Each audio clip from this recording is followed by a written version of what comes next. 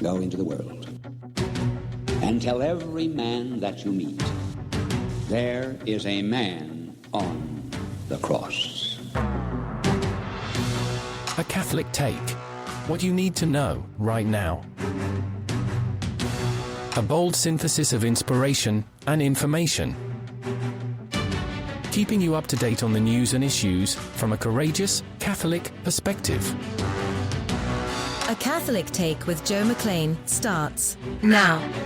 Praise be to Jesus Christ. Welcome back to A Catholic Take, a bold synthesis of information and inspiration. I'm your host, Joe McLean. It's great to be on with you. We're going to be talking about defending the faith today. From Schism, defending the faith from within, with Father Charles Murr is back on the program. He's always a hoot and a holler to talk to. I'm very much looking forward to having him back on the program at 30 past the hour. But did Baggio pave the way? Did he build the foundation upon which we can see this progressive agenda being ramrodded down the process of synod and synodality in Rome? We're going to have that conversation with Father Charles Murr at 30 past the hour. There's a lot of stories when it comes to the synod. Did you know that there was a Latvian archbishop pushing back against same-sex blessings, saying some pretty powerful things that need to be heard? I wonder how much they are being heard. And a lay woman got up and said, you know what women need? Well, I can tell you what they don't need. They don't need to be ordained. And she got a standing ovation for that. That was pretty amazing. So we'll jump into that. Also, Brent Haynes is on the program at 14 past the hour. The U.S. Embassy in Beirut was attacked. A Capitol building in D.C. was overrun. And Putin sends hypersonic missiles to the Black Sea that could potentially strike our destroyers in the Mediterranean off the coast of Gaza. Yeah, big stories in the news today. We're going to be covering all of them in the show notes over at thestationofthecross.com/ACT. But can I just give a shout out to Mary in Iowa? She sent a messenger to come find me yesterday to track me down and to let me know that she listens every single morning from Iowa. Mary, you're amazing. God bless you and God love you. Thank you for being on the team, Mary. Let's pray in the name of the Father, the Son, and the Holy Ghost. Amen. Remember, O most gracious Virgin Mary, that never was it known that anyone who fled to thy protection, implored thy help, or sought thine intercession was left unaided. Inspired by this confidence, I fly unto thee, O Virgin of Virgins, my mother.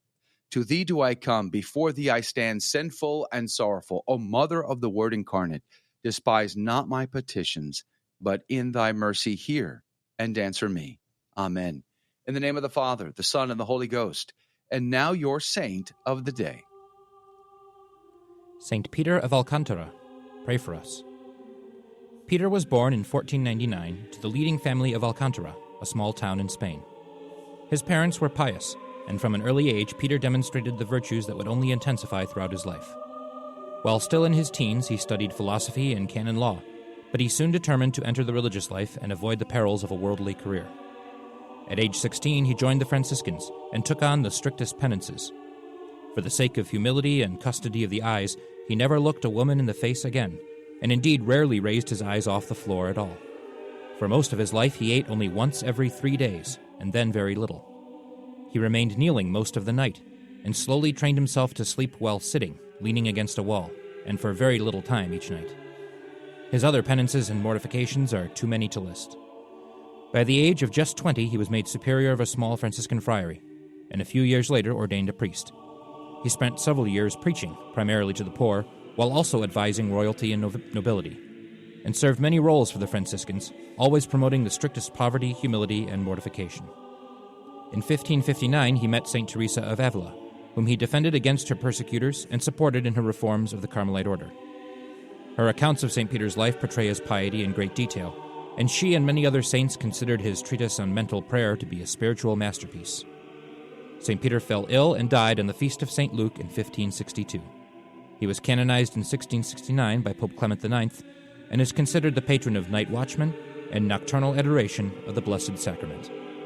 St. Peter of Alcantara, pray for us. And now your headline news. The Daily Wire reports Jim Jordan loses ground in second House Speaker vote. Rep. Jim Jordan from Ohio lost a second ballot for House Speaker, getting one less vote than he did in the first round. A total of 199 members voted for Jordan on Wednesday after he got 200 the day before. Republican defectors, numbering 22 this time around, voted for other people in the GOP. And Minority Leader Hakeem Jeffries from New York, who is the nominee for the Democrats, got 212 votes. Immediately after the vote, the House went into recess, and Jordan's team indicated that he would stay in the running. It's not looking good. LifeSite News reports Pope Francis declares October the 27th a day of prayer and fasting for peace in the Holy Land. During his weekly general audience on Wednesday, Pope Francis invited people of various Christian confessions, members of other religions, and all who hold the cause of peace in the world at heart to participate in a day of prayer and fasting Friday, October the 27th.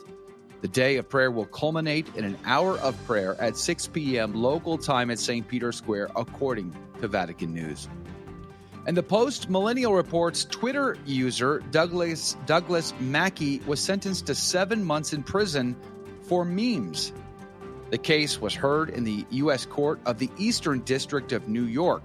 Mackey, who was known as Ricky Vaughn on Twitter, was found guilty of the federal charge of election interference after making memes that jokingly encouraged Hillary Clinton supporters to cast their votes via text message.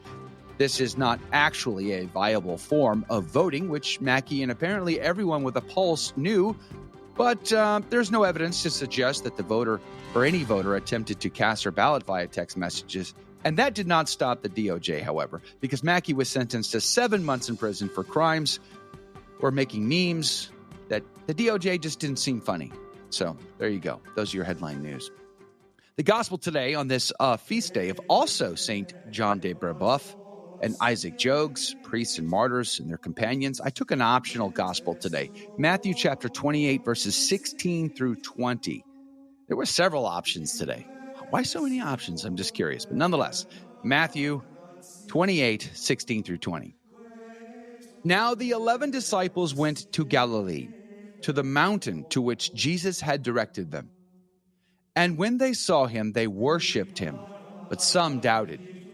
And Jesus came and said to them, "All authority in heaven and on earth has been given to me. Go therefore and make disciples of all nations, baptizing them in the name of the Father and of the Son and of the Holy Ghost, teaching them to observe all that I have commanded you. And behold, I am with you always to the close of the age." The gospel of the Lord. Praise to you, Lord Jesus Christ. Did you notice they worshiped him? You might remember that the next time you run into your friendly Jehovah's Witness friend who denies the divinity of Christ. They worshiped him.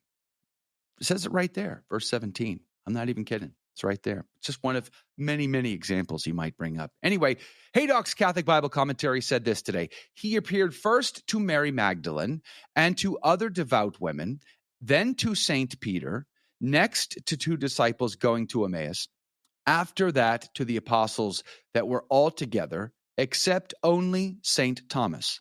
These apparitions were all on the very day that he rose from the dead. We find also the 8 days after, where he appeared to all 11 apostles, Thomas being then present, to whom he said, "Put thy finger hither." This is generally thought to have happened at Jerusalem. When the apostles and disciples had gone into Galilee, he showed himself to 7 of them as they were fishing on the lake of Tiberias. It may be of this apparition, this one that we're talking about today, where they see him on this mountain in Galilee. It says, it may be of this apparition that St. Paul says in 1 Corinthians 15:6, "Then was he seen by more than 500 brethren at once." There's not a lot of information about what mountain this was or when this occurred or what the details were. We're not really given all of that detail. Isn't that just mysterious, that these things happened and we don't really have all that much information, but it's fascinating nonetheless. Haydock goes on to say, but when or where this was is not mentioned. In fine, Christ, till his ascension, frequently appeared to them and conversed with them. He taught them to understand the Holy Scriptures and all that belonged to their ministry. He gave them power to forgive sins. He sent his apostles as his heavenly Father had sent him. He gave in particular to St. Peter the charge over his whole flock. He promised to send down upon them the Holy Ghost and to remain with them himself to the end of the world with his church. By these words, Haydock goes on to say, by these words, go, teach. He gives them the power of teaching, not only what he relates to faith, but also what is necessarily connected with piety and a holy conversation. For we see added a further explanation, teaching them to observe all things whatsoever I have commanded you, which words, beyond all doubt, must be referred to the precepts of a holy life. How egregiously then must those men be deceived, who infer from the words teach all nations that faith alone will suffice. So you have to be baptized. You have to at least desire baptism. You have to, at the very, very least, have not rejected Christ and hold to natural law in your heart as a absolute minimum requirement. And you must have, of course, you must have that invincible ignorance, and only God can judge that. Haydock says, what follows, baptizing them, shows another part of the pastoral functions, which consists in the administration of the sacraments. Hence, also all heretics are refuted, who pretend to affirm that all ecclesiastical ministry consists in barely delivering the word. Whew. Haydock, you're amazing. God bless you.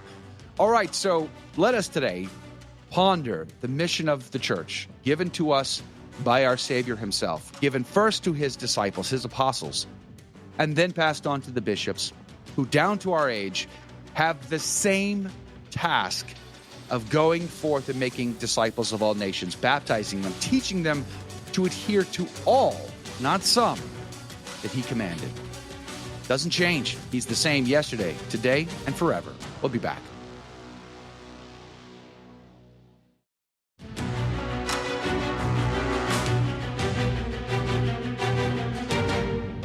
Praise be to Jesus Christ. Welcome back to A Catholic Take, a bold synthesis of information and inspiration. I'm your host, Joe McClain. It's good to be on with you. I'm still in Alabama. I'm going to be here till Friday, actually. So we're going to be doing the rest of the show this week, the shows this week from my hotel room here in Alabama at the EWTN Catholic Radio Conference. It's great to meet people who work in Catholic radio from around the country and talk shop. You know, that's something I enjoy doing.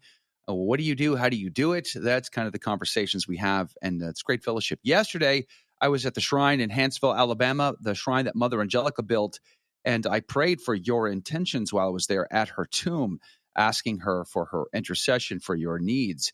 And I was reminded that Mother Angelica boldly spoke out for truth, calling the wolves out in sheep's clothing, and I think we should do the same today. Speaking of which, coming up at 30 past the hour, Father Charles Murr is going to be on the program. We're going to dive into the Synod on synodality. You know, Whoopi Goldberg got to go meet the Pope recently. She boasted about it, really thanked him for supporting gay marriage, apparently, or something along those lines, or blessing same-sex unions. As long as you don't call it marriage, I guess it makes it okay. Anyway, we're going to be talking about that and a lot more with Father Charles Murr coming up at 30 past the hour. Do join us if you can. Lots of stories that are of great concern to us, and I'm sure they are to you as well. And our good friend and attorney, Catholic freedom fighter, Brent Haynes, is on the program. Good morning to you, Brent. Good morning, Joe. Good morning, everyone. Brent, I know you had good news you wanted to share, and I want to get to good news. I really, really do. But I don't think we can pass up the fact that the U.S. Embassy in Beirut was attacked, and one of the Capitol buildings in D.C. was overrun by pro-Palestinian protesters.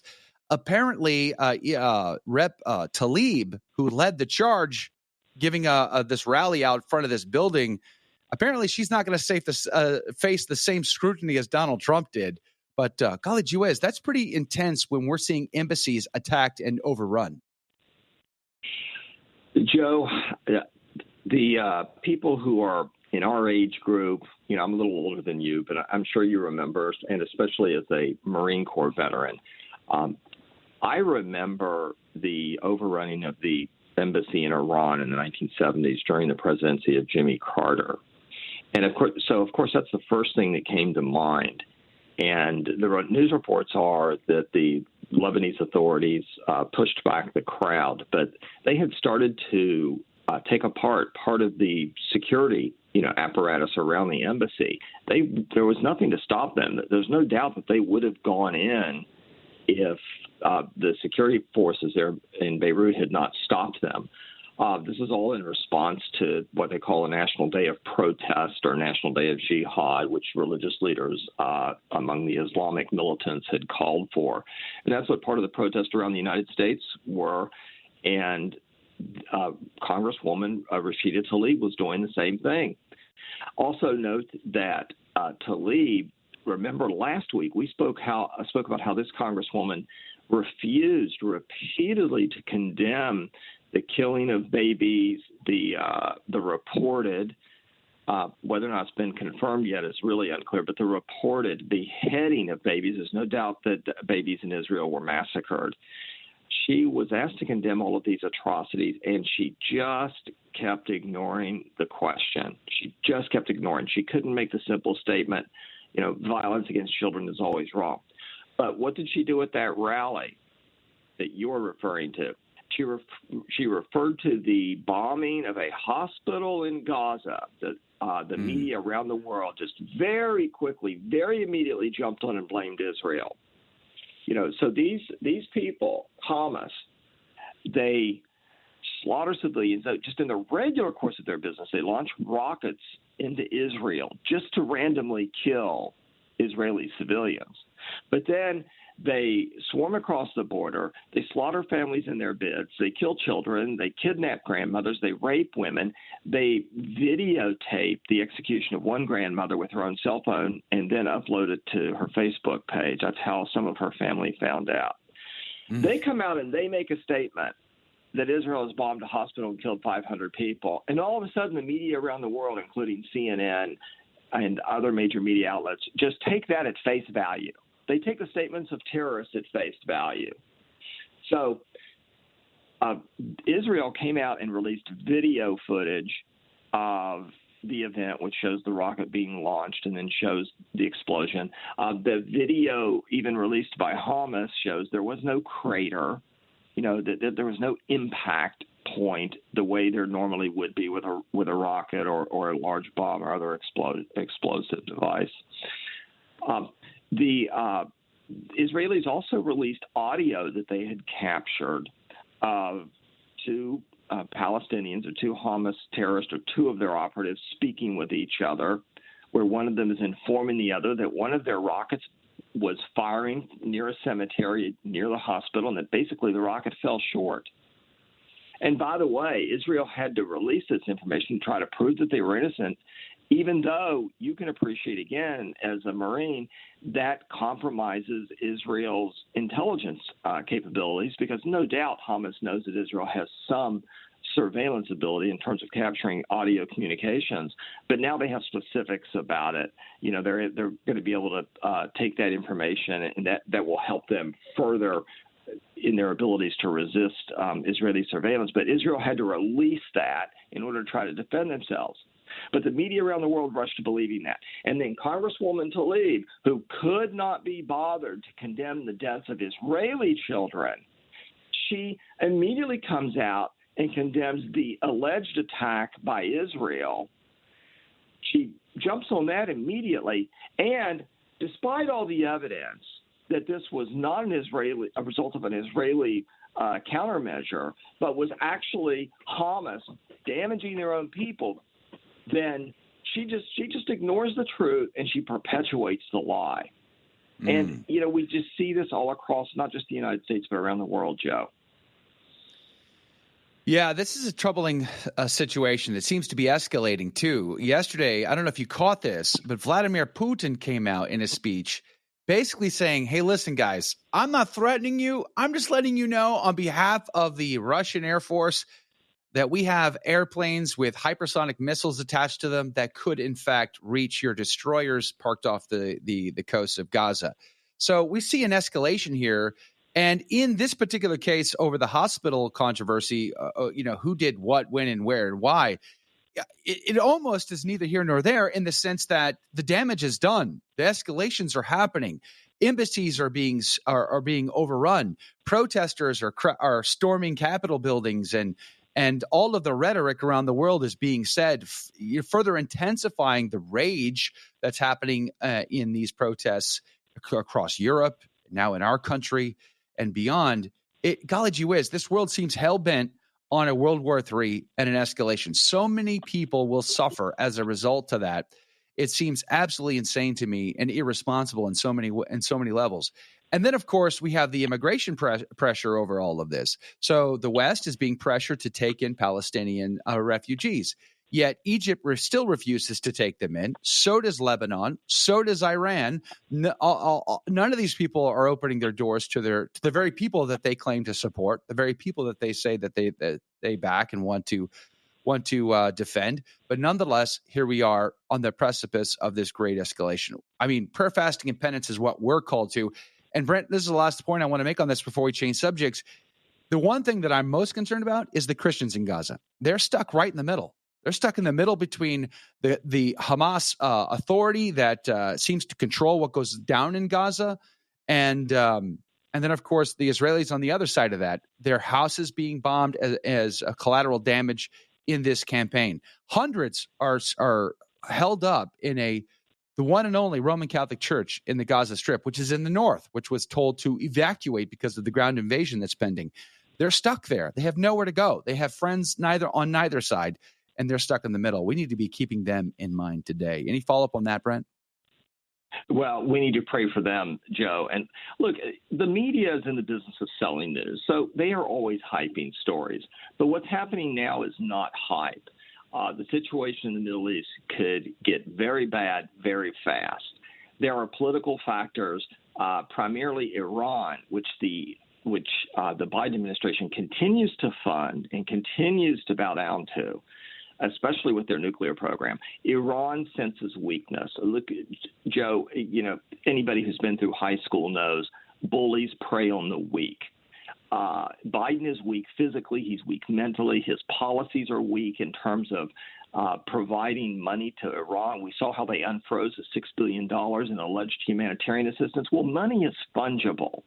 It doesn't matter whether you say you can only use this for humanitarian purposes. It then even if Iran follows those principles and those requirements, that allows them to free up other money in their economy for other activities, such as funding Hamas and providing weapons and training for the Hamas terrorists.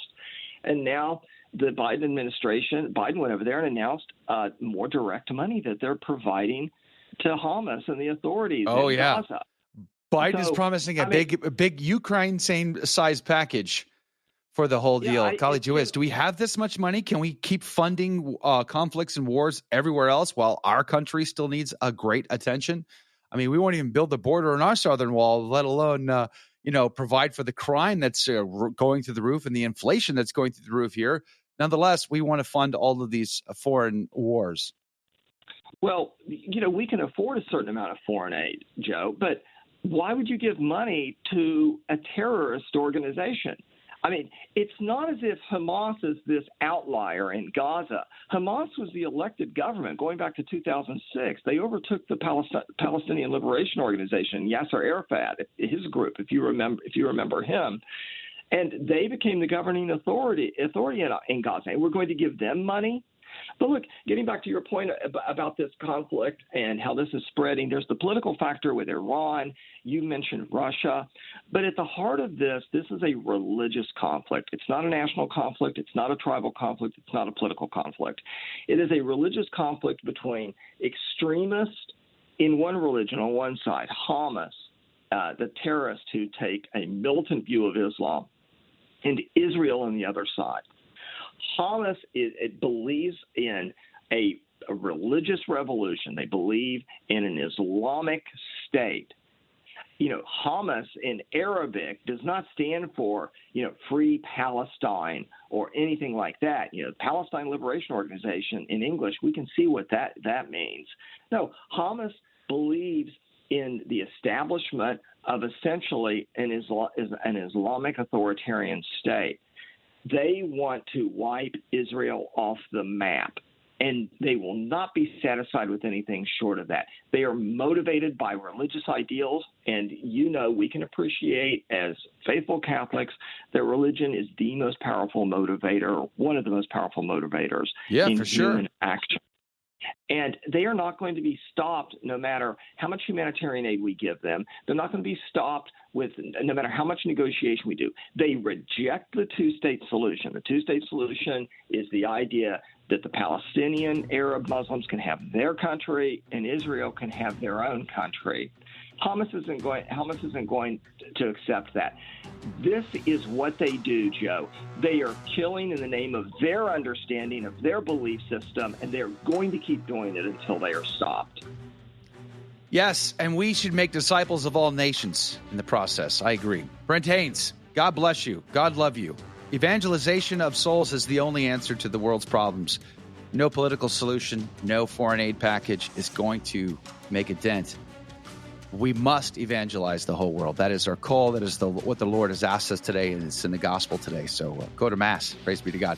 Brent Haynes, God bless you, my friend. Thanks for your insight and conversation there. We're going to go to break. We're going to come back. More breaking news and stories, and then Father Charles Murr is back on. Let's talk about the growing schism within the Church of the Synod. It's coming up next. Don't go anywhere.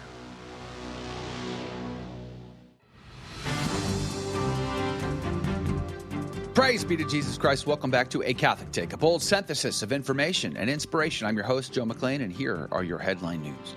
Breitbart reports Scottish leader Humza Yousaf promises sanctuary for Palestinians. First Minister Humza Yousaf said on Tuesday that his government would open the doors to Palestinians seeking asylum and demanded that the international community open their countries up to millions of Palestinians amid the war in Gaza. Yousaf went on to demand that the UK government in Westminster immediately begin work on the creation of a refugee resettlement scheme for those in Gaza who want to and are able to leave. Yousaf, the son of Pakistani immigrants, became the first Muslim to ascend the top political position in Scotland. CNA reports pastor removed from ministry after report about sex abuse hush money.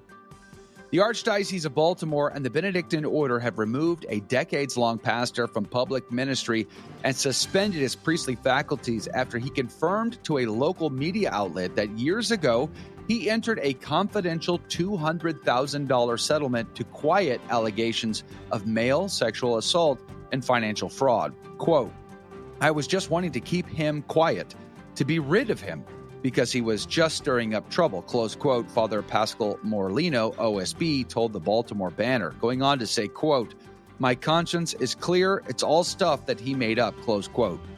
The Archdiocese said in a statement Sunday that after being made aware of the report, it immediately began an investigation and decided within 24 hours, along with the Benedictine Order, to remove Morlino as pastor and suspend his priestly faculties. Catholic Vote reports Gaza Catholics take refuge in Lone Parish. Holy Family Church is the only Roman Catholic parish in the Gaza Strip and is located in the northern part of the Gaza City. Israel's military has ordered civilians to evacuate south, but the church today still has several hundred people taking refuge in its buildings. A parish employee revealed that 20 homes of the Christians have been destroyed as a result of Israeli bombings. Those are your headline news. Let us pray for the Christians that are stuck in the middle there. Seems to have no friends on either side. And is anybody coming to the rescue? Just curious. Anyway, good morning and welcome to everybody on iCatholic Radio. Really appreciate having you on the team. Praise be to God. Producer Jake is working on getting Father Charles Murr on the team today. Hopefully, we're going to have a conversation around the schism that's happening around the Synod on synodality. I'm not sure how much you've been following it. And honestly, I've been with travel and all. I have not been able to follow very closely some of the stuff coming out of the Synod. But there has been several stories, of course, that are very they're of interest to me, and I'm sure they are to you as well. Producer Jake, just let me know when Father's on. But Latvian bishop at Synod says if someone is living in sin, we can't tell them that's all right. You know, in these press briefings that have been happening at the Synod and Synodality in Rome, and I'm going to be in Rome in a couple of weeks from now, actually, just maybe about a week and a half from now, they keep pointing out how much they're having these conversations around same-sex blessings, and divorced and remarried, civilly receiving communion, and female ordinations. So they seem to have stacked the deck when it came to communicating what was being talked about. But now it seems to me that what we are seeing is a bit of a pushback from the people from within saying, hold on, hold up. We're not all on the same page here. And I love this little article, and we're going to be linking to it in the show notes over at thestationofthecross.com/ACT. Latvian bishop at synod. If someone is living in sin, we can't tell them that's all right. In response to a question about blessing same-sex unions, a Latvian archbishop at the synod on synodality warned that telling someone living in sin that, quote, everything is all right, close quote, places that person in great spiritual danger. Speaking at a synod press conference on October the 18th, this archbishop, whose name I will only obliterate, so I'm not even going to try, he's from Latvia, said that the church teaches that people with same-sex attraction should be accepted with respect, quoting Pope Francis, that there is room for everyone in the church. Quote, we welcome with love and respect, but true love cannot be separated from truth, because if love is separated from truth, it is no longer love, the bishop said. Isn't that amazing? Praise be to God. He goes on to say, quote, if there is a person living in sin and we tell this person, hey, everything is all right with you, it's okay, go ahead, we do harm because this person is in danger. When he dies, he will be in great danger, close quote, he added. This is the kind of conversation that we ought to be having. This is the kind of statements we want to hear from the hierarchy of the church. Yes, we must encounter everyone on planet Earth, 100%, no questions asked. Sinners everywhere, to include me, have to be encountered, have to be discipled, have to be journeyed with. That's true, 100%. But at no time should Holy Mother Church give a pass to my sins. Not only is that harmful to me personally, because out of true charity, I should be called to repentance. Out of true charity, I should be called to holiness, to a state of grace, to accept and receive God's grace, to abide in God. But it goes on even more dangerously, not as just a danger to my personal soul, but to act as though my sins are not sins and not dangerous is to cause grave scandal to the body and to the members of that body. This article goes on to say, the Archbishop also spoke about the complementarity of men and women in favor of giving women, quote, more room in the church, but without changing what is in the gospel and what is in tradition of the church. The Archbishop says, who has served at the Archbishop, who has served as the Archbishop of Riga since 2010, underlined in response to the issues of women's participation in the church and same-sex blessings, quote, we must be faithful to the Holy Scriptures and what the church for 2,000 years has discovered by interpreting the Scriptures. But if we talk about blessing, I would say if a homosexual comes as an individual person and says, I would like to live in God's grace, I see no contradiction to pray for him and to help him, he said. Yes, exactly. If a sinner comes up and asks for a blessing, of course you would bless this person. But if the sinner comes up and says, can you give a pass to my sin? Can you pretend as though my sin is not sin? Can you bless my sin? Of course you cannot, right? I mean, it's common sense. You do not have to be a Thomistic theologian or philosopher, have an STL or a PhD in theology to know this. I mean, anybody, any CCH, little First Communion kid should be able to come to this rightful conclusion here. It goes on to say, if two come and say, we want to live in chastity and we are tempted, you can pray for them and also bless them to help them to live in chastity. Just the same as, say, an engaged couple, a man and a woman who are engaged, preparing for the sacrament of holy matrimony, might come and say, we are tempted. We are tempted to break this chastity. We are tempted to cohabitate. We are tempted to engage in the sexual act prior to marriage. Please pray for us that we will avoid this temptation. You know, any sexual action outside of marriage is inherently sinful. And that is what the Archbishop is saying here. But if that same couple says, but we want you to bless our non-chaste relationship. It would be wrong to do so if it was a man and a woman. It's just the same as if it was a woman and a woman or a man and a man. But yet, here's where we are. And I give hats off to this Archbishop from Latvia for speaking up to the truth. And I guess right now joining us is the one and only Father Charles Murr. Good morning to you, Father. Good morning, Joe. Good morning. Sorry, Making a grand entrance. We are having, where I live, we are having a windstorm that almost could compete with the Holy Ghost. I'm telling you, it's something else. And I'm even glad. I'm glad that we even have connection. So, well, listen, glory be to God. You were just saying, talking about the blessing of these unions. You and I spoke briefly about this the last time. You cannot bless sin. You know that. You just went through that beautifully. But you know what's even more devious about this whole thing? What's that? He's leaving it up to individual priests to do this. Yes. And this is one of the most cowardly acts I think that he's ever perpetrated. Because what's going to happen, Joe? I'm Father X. I have a parish in Manhattan. You come to me, a same-sex couple comes to me. They don't want counseling as to how to live a proper Catholic and Christian life. That they don't want. They want me to give them a blessing. I say I can't do that in good conscience. Mm. All of a sudden, I'm reported to the Archbishop's office, and then they file a civil suit for a hate crime that I won't do. Right? Yeah. This is the setup. This is the setup. All of us are being conned into this. There's something else too. He says he doesn't want anything to seem like a marriage. Therefore, we can have a blessing. So it doesn't give the appearance of a message of a marriage. You know very well what's going to happen.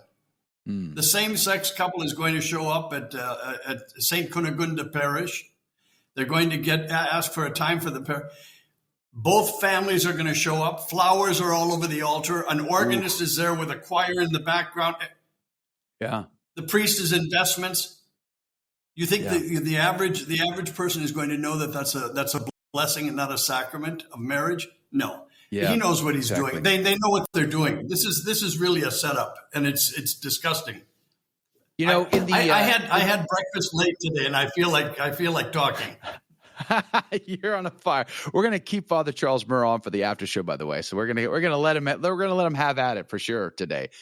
But Father, so it seems like we want the cake and eat it too approach in this synod and synodality. We want to say both. We're not going to change doctrine. We're going to keep church teaching.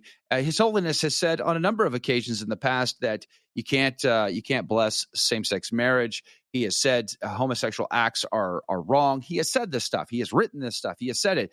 And yet at the same time, he seems to be opening the door here, as you just indicated, to every individual pastor discerning for themselves about same-sex blessings. Whoopi Goldberg got to visit the Pope recently. Cardinal Zen didn't get an audience, but Whoopi Goldberg got an audience, and she thanked him for his openness to blessing same-sex marriages. Sister, what's her name yesterday from New Ways Ministries? She came, and she got an audience. I mean, Cardinal Zen doesn't get any audiences, but she got an audience, and she, who has opposed the church teaching, has been rejected by the Vatican in the past. She gets an audience, and she thanks the Pope for blessing and being open to blessing same-sex marriages.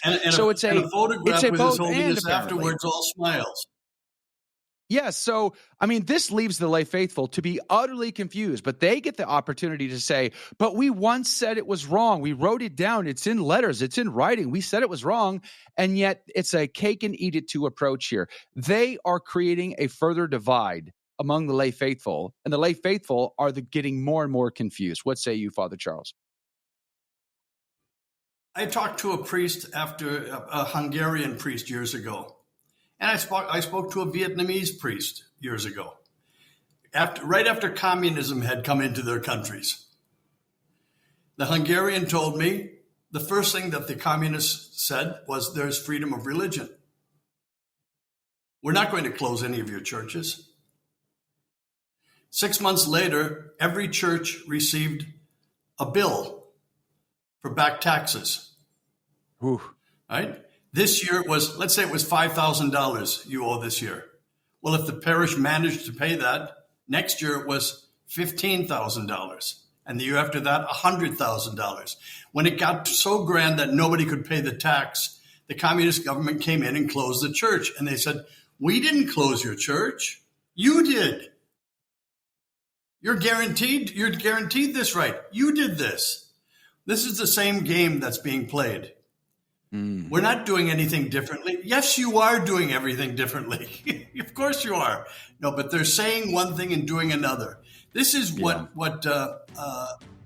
used to be called in carnival lingo, rigged.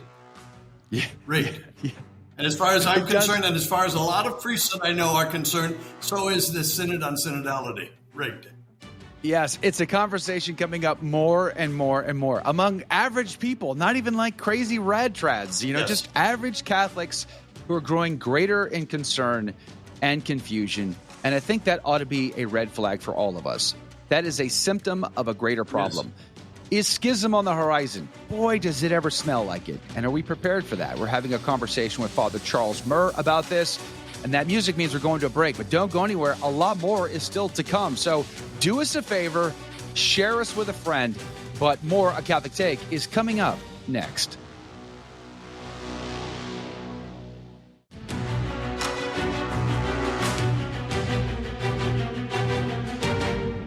Praise be to Jesus Christ. Welcome back to A Catholic Take, a bold synthesis of information and inspiration. I'm your host, Joe McClain. It's good to be on with you. Father Charles Murr is our guest. We're talking about the Synod on synodality and the insanities that we're seeing there. And this, it's just like the world wants to push a World War III, apparently. It's just really eager for a big fight again, I guess. They didn't have enough for the last two big ones and all the wars in between.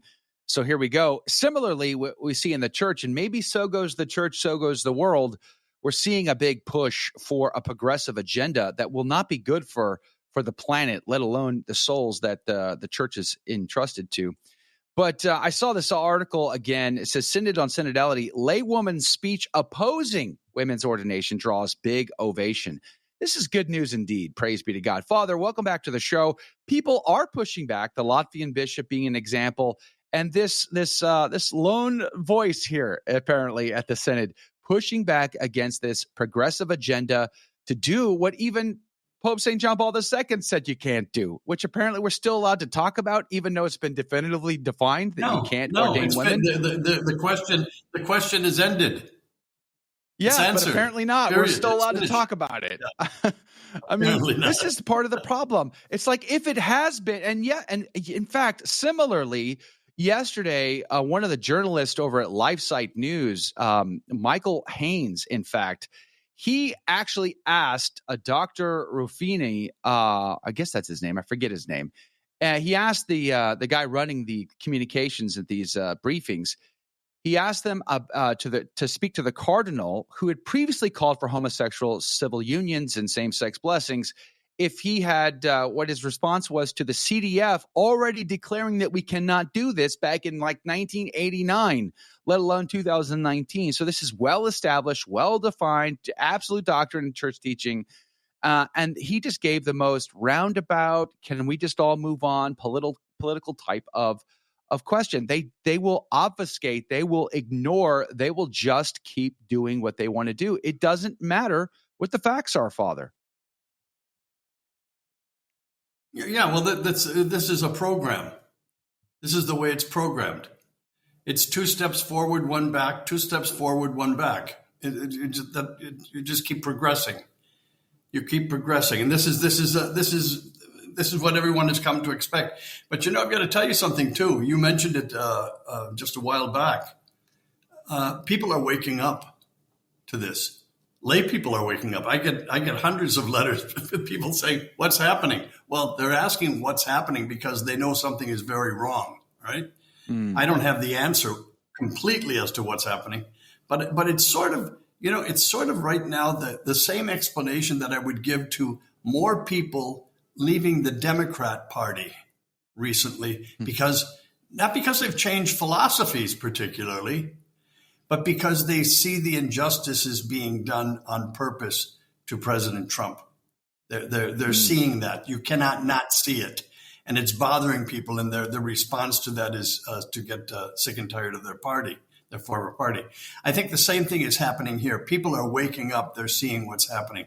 There's something that happened just a few days ago, maybe a week ago. I just found out about it yesterday.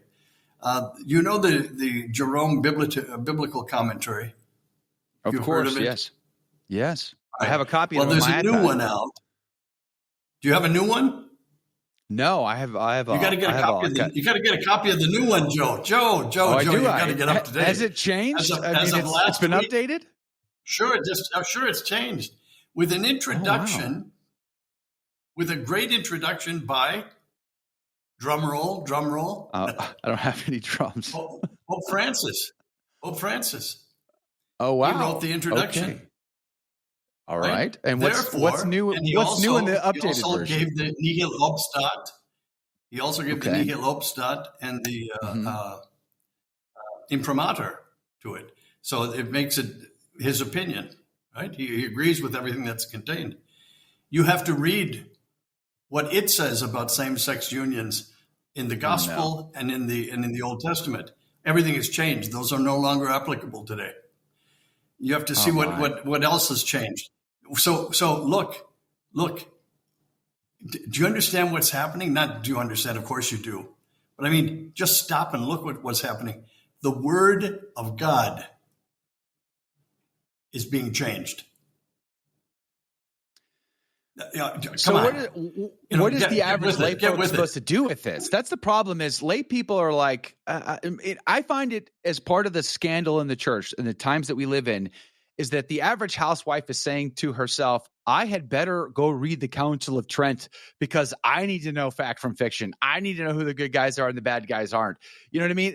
So they're confused. And at no time did the church expect that the lay folk would have read the Catechism of the Council of Trent. That was for priests, not lay people. But here we are having to be like, armchair theologians because we just aren't sure. We don't know who to trust. We don't know what if we are being told in the homily at St. Suburbia by Father so-and-so, whether or not this is going to be good for us or bad for us. Is it going to be good for our children or not?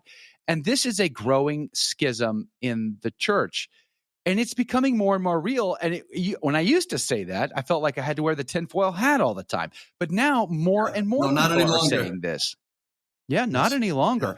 Yeah. We're going to run out of time here. I do want to ask you this before you say goodbye on the radio side. We'll continue the conversation in the after show. But on the radio side, we're going to run out of time here. Let's talk about Baggio for a second, something you and I have talked about in the past when you've been on. Baggio, he made bishops for the world for about, I think it was like a 12-year span or something like that. All of the St. Gallen Mafia came about because of his recommendations. And somehow they got rubber stamped and never checked. So is Baggio really to blame for the plethora of bishops who seem to be endorsing this incredible progressive agenda? It's a long answer. There's not a simple answer, but I'll give the shortest one I can. It's called modernism. And modernism is the synthesis of all heresies. This has been going on for about 150 years. Right? So it's not simply Baggio. He's the tip of the iceberg. He's the most recent. The reason that Baggio is an important figure in everything, and it's the reason that I wrote the book, is because of this. I wanted people today to understand how we got to where we are by looking back just 40 years ago to seeing what was happening and what was happening on purpose. And what I know was happening because I was very connected with the people who were investigating it, right? Baggio was accused of being a Freemason. I think the proof was given to the Pope. It was given to Cardinal Gagnon, who presented it again to the Pope. He named all of the bishops in the world. And he placed all of the archbishops in places where they were then going to be made cardinals. Right? I explained this before. If you're named the Archbishop of New York, a year later you're a cardinal. It just comes with the territory.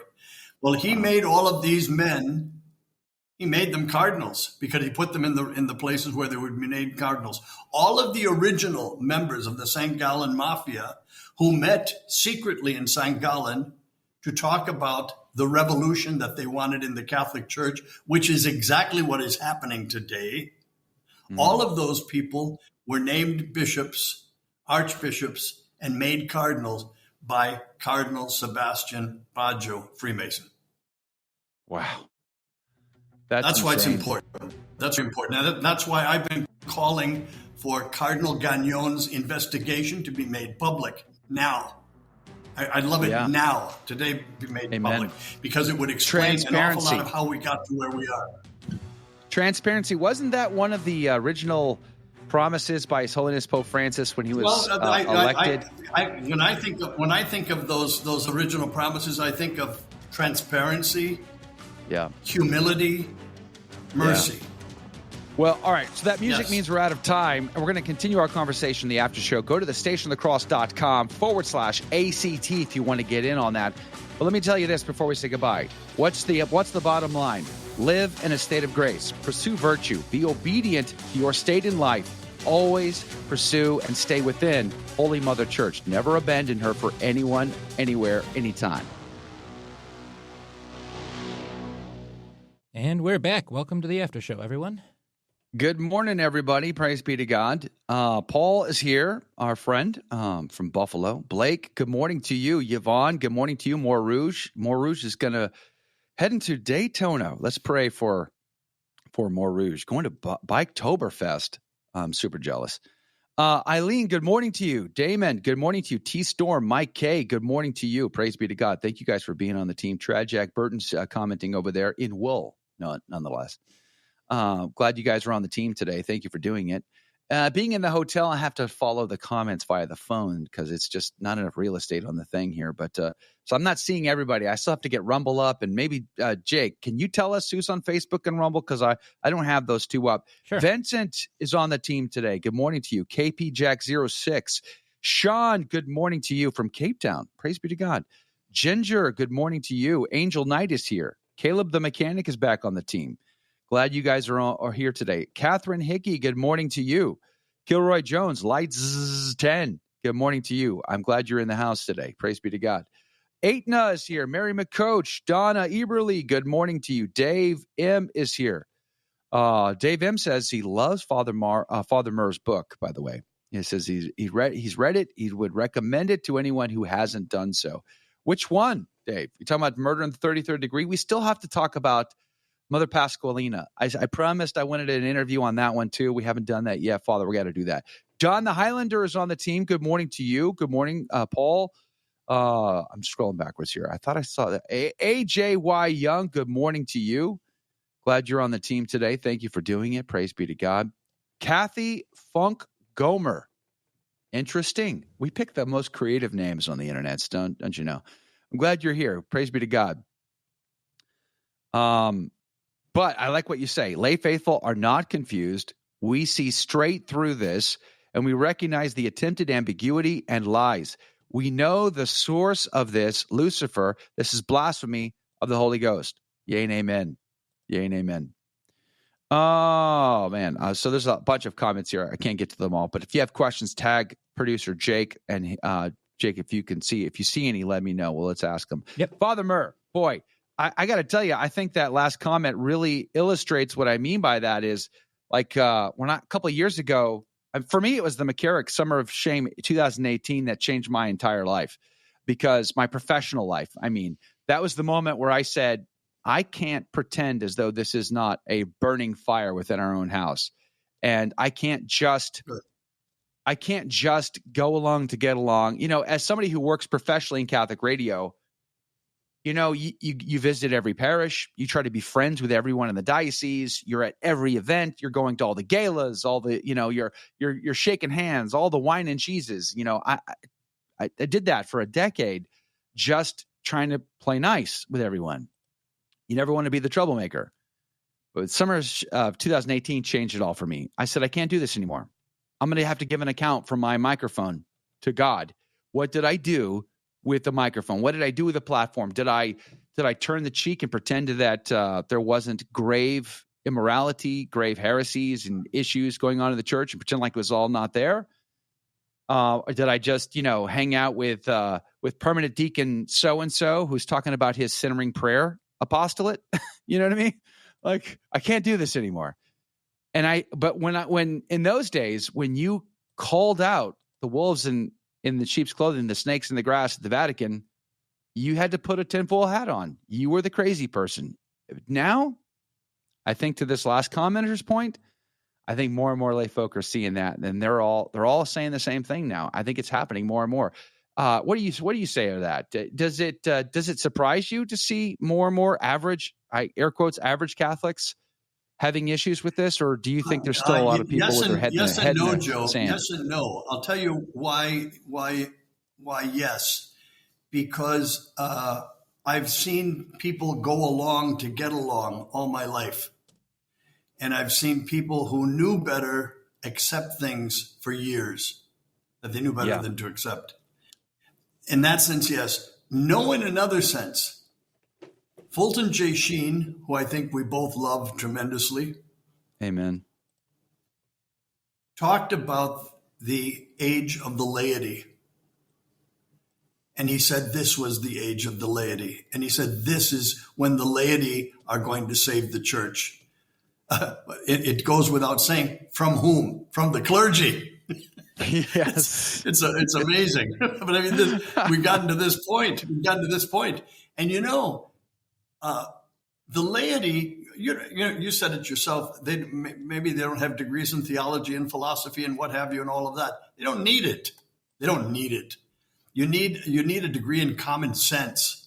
Exactly. The only thing, as G.K. Chesterton said, the only thing about common sense was that it was not so common anymore. But right.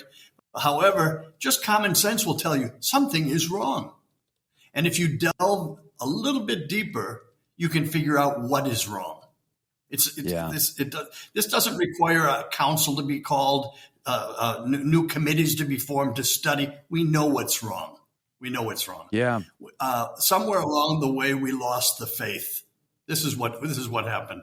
And unfortunately, we're being guided by a lot of bishops who I think, quite frankly, I don't want to say it, and I shouldn't say it, but I'm going to. I think have lost the faith also.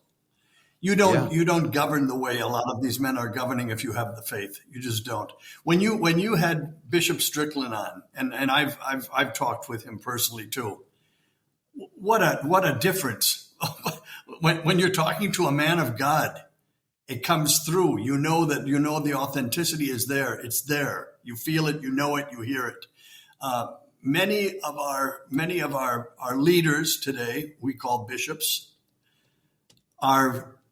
many of them are CEOs. They're CEOs of companies, and people are waking up to that, and people are not liking that. There's a spiritual thirst and hunger in the world, and in the Catholic world there is, and people are not being fed. They're not being given to drink. That's the problem.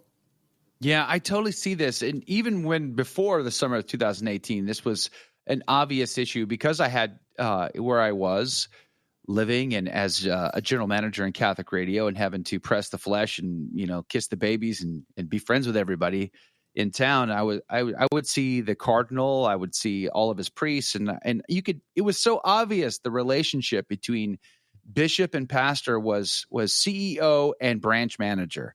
It was all synthetic. It was all sanitized. It was corporate America, and it was depressing. It depressed the priests. And on one hand, the priests that were like the rogues, the homosexual priests that were living their sweet little life in their parish as kings of their kingdoms, their fiefdoms, they got to do whatever they wanted. Basically, they got to rule the roost, and nobody messed with them. Because they would simply ignore what they didn't want to deal with out of the chancery office. And then, going the other way, the good priests, especially the younger priests who had true hearts for Christ, and a love for Holy Mother Church and a love and a zealousness for souls, their heart would be broken a little bit because the relationship with their pastor, which was the bishop, would be more corporate than it would be pastoral or fatherly. And I saw that. I witnessed that all the time, and my heart broke for that situation. Of course, you have to have some administrative skills. I mean, a father of a household has to have administrative skills. But if you don't have that fatherly aspect, I think, your administrative skills have to come through the lens of your fatherhood. And I think that's definitely a big problem and a big part of the scandal in the church. And I think basically what that does, and correct me if I'm wrong here, Father, is the fact that that's our relationship, bishop to priest, priest to the lay folk is all sanitized. Then ultimately that paves the way to making it easier for heresy and schism to foment. It seems like that makes it even easier for scandals in the church to spread like wildfire. Yeah, I was. It's funny you mentioned that. I was thinking that, in days past, the great problem that we have with women and men religious today. Somebody just sent me something else, that an entire congregation of nuns has closed their doors. They no longer exist. And these were a mighty teaching force, They have, that's it. They're finished now. They actually sold their property to the diocese.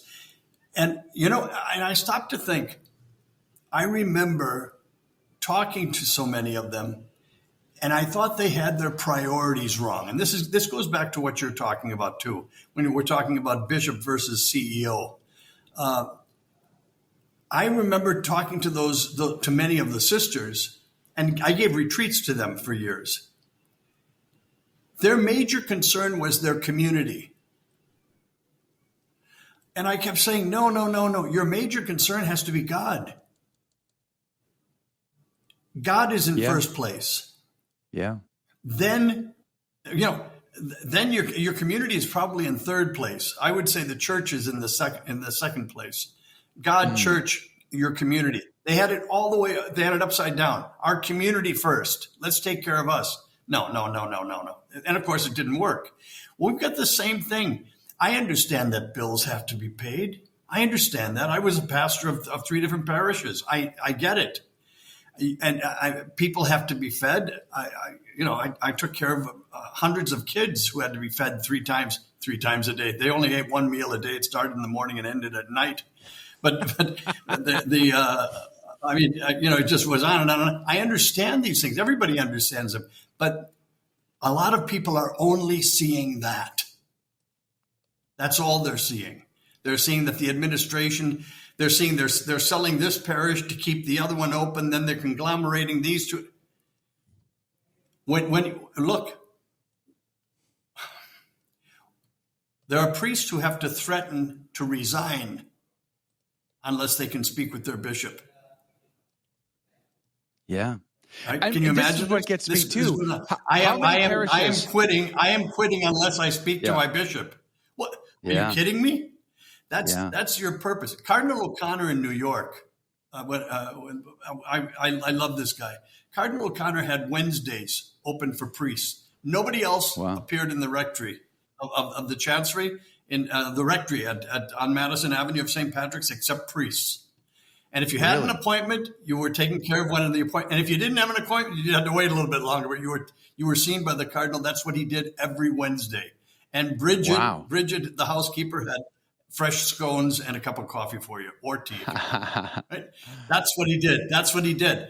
And everybody knew him, and he knew you. Right? I'm not making this up. After we would get done talking about a particular piece of business, I mean, you weren't there just to take up his time. You had something to say. Yeah. He looked right at me and said, "Now, Charles, you give your mother, Anita Jane, my love, and tell her to watch out for this, that, and the other thing," in a joke. I said, "You got to be kidding me. You remember my mother's name?" Wow. It's that kind of a thing I'm talking about. That's what's real. All right. That's what's real. Nobody hated him. Everybody loved him. Even people who didn't agree with him, priests who didn't agree with him, loved him. Because why? Because he was a father. We've lost that. And if you look at the Second Vatican Council, Joe, you will see that the Second Vatican Council precisely is calling for that relationship between the bishop and his priest to be renewed. It has not. Yeah.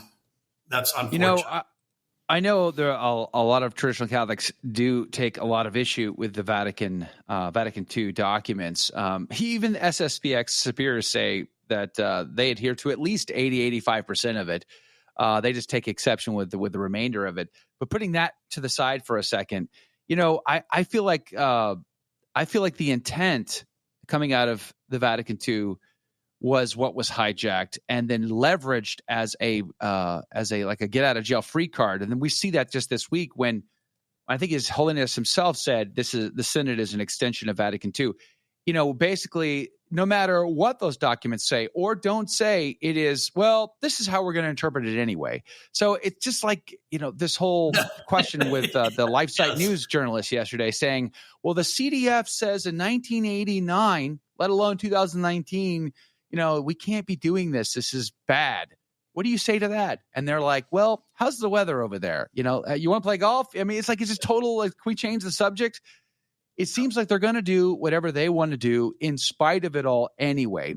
And so here we are stuck in this more confusing situation. And like we've just talked about, this relationship, this lack of fatherhood, this lack of pastoral fatherhood from bishop to priest to the lay faithful is just getting worse and worse and worse. And like, just to illustrate this, you talked about a priest who have to demand to see their bishop because the bishop won't see them, and they're gonna quit unless he takes their appointment. How many parishes have had to shutter because there's no priest, and yet the priests that are left have to threaten to quit just to get seen? You would think that the bishops would be like, I need as many priests as I can get. I can't afford to lose any of these guys now, and yet it doesn't seem to matter because the agenda is what's important. So they stick to the party platforms, and they'd rather see a parish close. They'd rather see the building to be sold off to the local Freemasons or the Muslims who are going to turn them into, you know, Muslim prayer centers or a Freemason institution of some kind, than it would be to have that relationship. And then, like in places where I live in the world, you have super suburban epicenters. So instead of having a lot of smaller parishes, so you have a better ratio between lay folk and pastor, you have massive amounts of lay folk, and maybe if you're lucky, one or two priests at the parish. It's impossible in some of these places, literally tens of thousands. And where I live, I'm not even exaggerating. The largest parish where I live has at least 15,000 registered families. How many non-registered do they have? Because we live that close to the border. What is that? What is that? 60,000 people? 10 masses on a weekend? How is Father to know their needs? How is Father to know their mother's name? How is Father to remember anything about their lives? And golly gee whiz, is Father going to have a mental breakdown because he's absolutely overwhelmed and he's feeling the weight of everything on his shoulders and on his mind?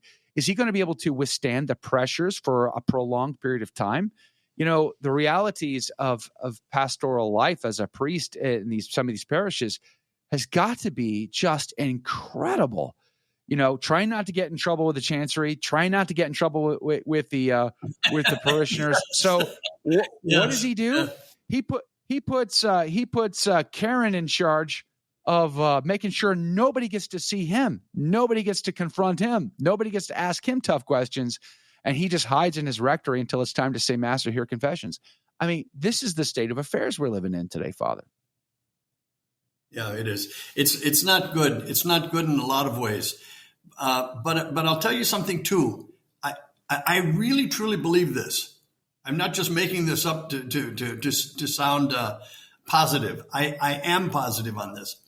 Everything that's happening right now, all of the confusion and this disaster of an administration that we have, a catastrophic administration in Rome presently, it's going to be ultimately for the good. A lot of good is going to come out of this. I promise you, a lot of good is going to come out of this because everything that's being done wrong now, things like this happened before the Council of Trent. They happened before the Council of Trent. You had a clergy before the Council of Trent. There were no seminaries. Can you imagine? If you had some men who could barely say the Our Father, the Hail Mary, and the Glory Be, and they were ordained priests, right? Wow. They had no training, this and the, they were, a lot of the things that the Protestants were upset about, they had right to be upset about, right? Those were all addressed in the Council of Trent. All of those concerns were addressed in the Council of Trent, and they were answered. Well, that was good. That was good. And I'm telling you, what we're going through right now, sooner or later is going to be answered, God willing. It's going to be answered, and it will be for the good. It's unfortunate that we have to live through these crummy times. And you know what I think is unfortunate? I'll tell you something unfortunate. Let me speak very egotistical. First time in my life. Never done before this. This is an exclusive right here for you people. Right, an exclusive. What bothers me most is I was born in 1950, and I got to live through the 1950s and up to 1965 in a heavenly situation that was Catholic. It was fantastic. Catholic education was fantastic. Our parishes were fantastic. The number of priests we always had priests in our home. They were great men. The sisters, my gosh, people, it was amazing. And we were just growing and everything was wonderful. And we were proud to be Catholics. Kennedy was elected. Oh my gosh, it was a whole boost to our morale. All of a sudden, we went down from there. And I say to God every once in a while in prayer, when I'm feeling sorry for myself, I do occasionally feel sorry for myself. Rare. When I do that, rare. I say, well, then why in the world did you give me those 15 years of bliss? Yeah. I would have been better to have been born after that and just know the misery. But you let me see the glory, and then you took it all away. Anyway, oh man, he didn't do that. We did it. But it's unfortunate. It's unfortunate to have that and say, I know what it could be. It was that way. Was it perfect? No, I'm not that naive. I'm sure there were problems. I'll tell you one thing, though, Joe. I didn't see them. If they were there, nobody saw them. Wow. Right? But things went on, and you were proud to be a Catholic, and people knew their faith. Here's another thing too. My parents were the last generation to have children by faith. Really? Yes. Then contraceptives came in. This came in, family planning. My parents had children by faith. Wow. Every one of my brothers and sisters who came after me were a gift from God. God wanted that. God wanted that person. And that person was invited into our family as a gift from God. My parents were the last generation to have children by faith. That's amazing. That's something my wife and I have lived. It's something that my wife and I have lived in our marriage is, we don't do natural family planning. We don't, there was no planning. Whatever God wanted is what we did. So if God wants us to have kids, we're going to have kids. If God does not want us to have kids, we will not be having kids. And whatever the number is that God decides, we put him in charge of that. And when we used to tell people that, they would look at us like we had two heads. Like, what do you mean? I mean, clearly you can afford to have a bunch of kids. No, actually, we live pretty frugally in order to be able to afford to care for our children. But nonetheless, it's God's choice in that we've always lived that way. And it seems strange to us when people talk, as when Catholics talk about planning, it just seems so bizarre to me. Yeah. My father, not often, but he did it, that I remember quite a few times. Sitting around dinner table, we always had dinner together. It was like a religious experience supper. You had to be there, and you were there, and that's where you learned an awful lot about manners, about how to speak, about what to say, about opinions. Our parents never spoke down to us. We were to speak up, right? But I remember my father on many occasions thanking all of us for existing because we were the success behind his business. Oh, wow. If he didn't have us, if he didn't know that all of us were waiting at home to be taken care of, fed, sheltered, clothed, educated, he wouldn't have to work as hard. He wouldn't have had to extend himself so. He wouldn't have had to use his brain more to get business going and everything else. We were the key to his success. Do you know how important that made us feel? We were the key to our father's success. We were the key to our mother's success. It was a fantastic, different thing. The world has changed an awful lot. I'm sorry for going down memory lane, but I'm just amazed at how the world has changed. I love it. And, it kind of does remind me, though, of the importance of families, especially in times like we're in, because, and I've said this when I give talks at men's conferences, I will often say a phrase that, the power God has given to the Father is immense. It's insane. As God, I would never entrust that kind of authority and power to mere human beings. The power to make or break families rests in the hands of the dad, of the father. That's true for priests and bishops. It's also true for dads and homes. We can make or break. Pretty amazing. And look you just demonstrated that. Your dad, you remember it vividly to this day because your dad, acting like a good father, he said this, and it was so affirming. It was so insightful. It was, so, it illustrates what he saw as his role as leader, protector, provider for his home. What motivated him to get out of bed every day and do the best he could was not just for God, but it was for his wife and his kids. I mean, that is just a powerful, powerful thing. It reminds me of how many times, and I often will share this when I speak at men's conferences, how many times I have seen the opposite of that in the faces and the eyes and the voices of my children. And I'm distinctly reminded in those moments how I have failed as their father to affirm them, to build them up, to help them, grow in intimacy with God, and to be courageous in the spite of what goes on in the world. Through my own fault, through my own sin, I, losing my temper, yelling at them or whatever, I see the opposite of that. So it just reminds us of the current state of affairs, that fathers, whether it be the Papa in white in Rome or the bishop or the priest at our parish or just, the dads in the house, we can make or break those families. And the result is, even in spite of it all, we have to persevere. And I want to circle us back here to sort of the main conversation we started out with is, something you and I talked about in exchange in an email was, are we prepared for schism? I'm as you were talking earlier, I was thinking about St. Ignatius of Antioch. When they exiled St. Ignatius of Antioch, it was a pagan pig merchant who wanted to be the bishop. He was a pagan. He was a pig merchant, and he wanted to be the bishop. So he simply was the highest bidder. And then, of course, they made him the bishop.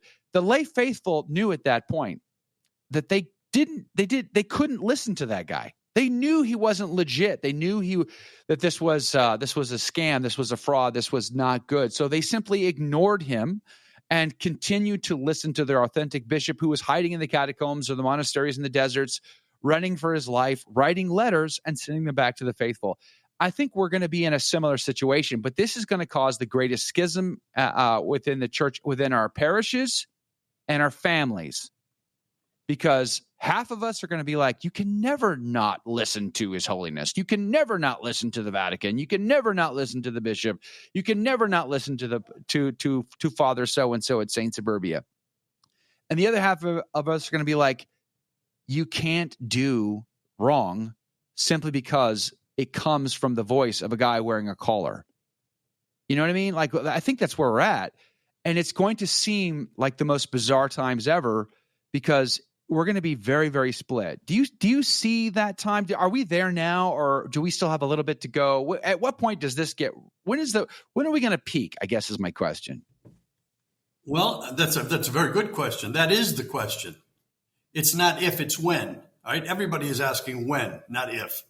I have hundreds of letters every week from people all over the world asking different questions but the questions are based on this. On the confusion, the schism about to come. What do we do? And I tell everybody, keep educating yourself. Know your faith. Know your faith. Know your faith. Learn it. Know it.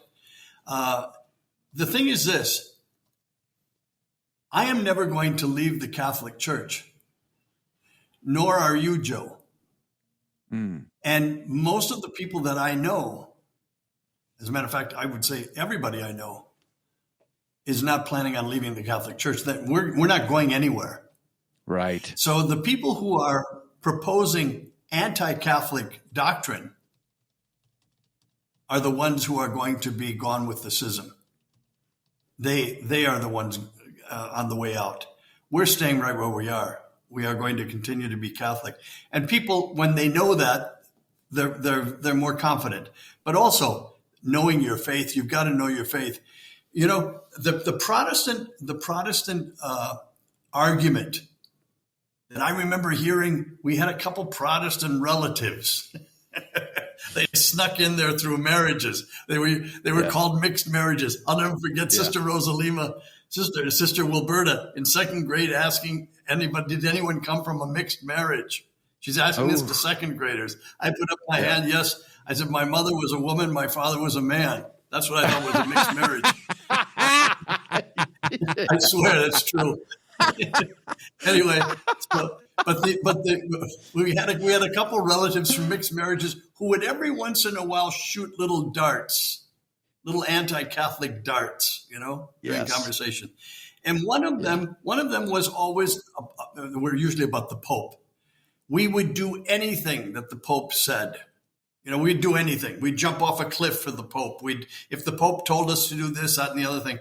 There was a great movie that I liked anyway with Robert Preston, who was one of my favorite actors, called Dark at the Top of the Stairs. If you haven't seen it, you really should. And the Eve Arden, our Miss Brooks was this very anti-Catholic, bigoted aunt who came to visit, and she said, "I have it on good word from my neighbor who knows a Catholic mailman," or something like that. that the Knights of Columbus have all of the Catholic Church basements full of swords and of ammunition, and they're just waiting for the word from the Pope. That's right. To take over the world. See? All right. Well, this is what a lot of people were raised on. But the point was, their point was, we would do anything that the Pope said. Well, any Catholic educated knows that that's not the truth. However, I'm surprised how many didn't know that, and how many are really upset about this man taking people off the course. That doesn't bother me. It aggravates me. It angers me because I know what it's doing to people who don't have the education that I have, and who don't have the faith that I have. Right? But that's where I'm it's talking throwing about. A lot of people that's where we're going to be. We're going to be in a bad state. We're going to be in a schism. We're going to be in a civil war of sorts right in our parishes, because it's going to be such an argument, such a fight, because half of them are going to be like, you have to listen to everything the Pope says, no matter what it is. Whatever he says is law automatically. That's what they're going to say. And there's a lot of Pope-splaining going on right now, and it's a bittersweet pill. I mean, I have defended the pontificate against all of my Protestant relatives so many times, and it's hard for them to wrap. I grew up Protestant. It's hard to wrap your head around how you could even begin to think about the pontificate. It's just so foreign to the Protestant mind, let alone like the worldly pagan heathen mind. So I get that, but at the same time, that doesn't mean too, Joe. Remember too, Vatican I, First Vatican Council, right, when they were talking about papal infallibility, right? The cardinal who opposed it was John Henry Newman, Protestant who became a Catholic, and then was made a cardinal. Brilliant, brilliant, brilliant man. He was opposed to the dogma on infallibility of the Pope. And he said, not because I don't believe in the Pope's infallibility.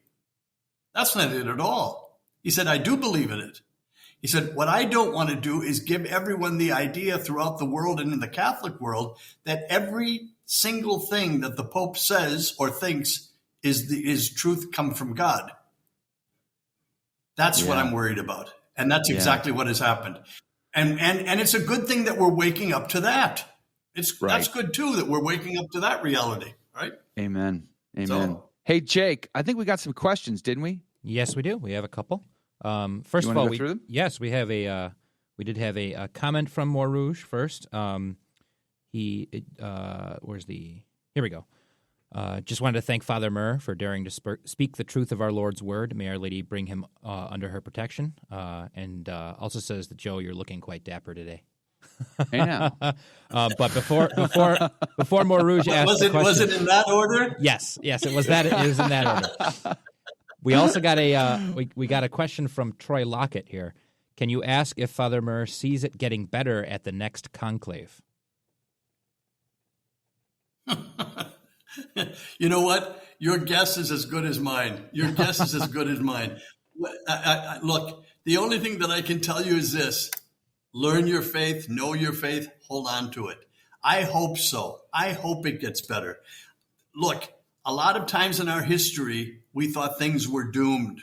And especially the next pope, they thought the next pope it was going to be doomed because the College of Cardinals was so corrupt. Mm-hmm. Yeah. And in some cases, it produced great saints. And in some cases, it produced men who did a flip-flop. Yeah. I remember Pius IX. Pius IX. My favorite example. He was elected as a liberal, a great liberal. And the Freemasons applauded his election. Well, it didn't take him too long to learn his lesson. He did an about-face, and when he did, the world changed. The Catholic world changed with him. So, I mean, things can happen. Things can happen. We must never say no. Look, when Pius X was elected pope, the first man who was elected pope days before him was Cardinal Rombali. Now, Cardinal Rombali was a Freemason. And the emperor, the Habsburg emperor of the Austro-Hungarian kingdom, vetoed it. He had that power to. Mm-hmm. He prevented a known Freemason from becoming pope.